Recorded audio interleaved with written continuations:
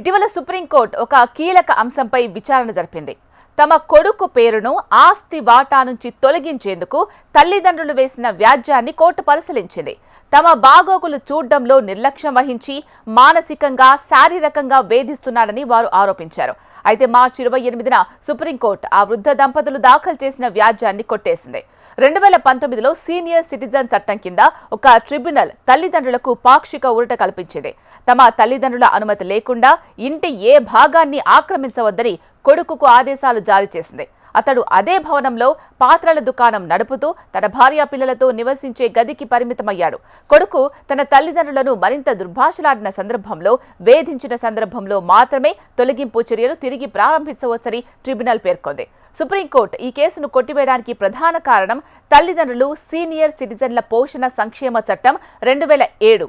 ఈ చట్టం సీనియర్ తల్లిదండ్రులు తమ పిల్లల నుంచి భరణం కోరుతూ వ్యాజ్యాలు దాఖలు చేయడానికి అనుమతిస్తుంది. అయితే ఈ చట్టం తల్లిదండ్రులకు తమ పిల్లలను గాని, బంధువులను గాని తమ ఇంటి నుంచి స్పష్టంగా తొలగించే అధికారం ఇవ్వదు. అయినప్పటికీ ఆస్తి బదిలీకి సంబంధించిన నిబంధనలను కొన్ని పరిస్థితుల్లో అటువంటి తొలగింపు ఆదేశాలను అనుమతించేలా సుప్రీంకోర్టు వ్యాఖ్యానించింది.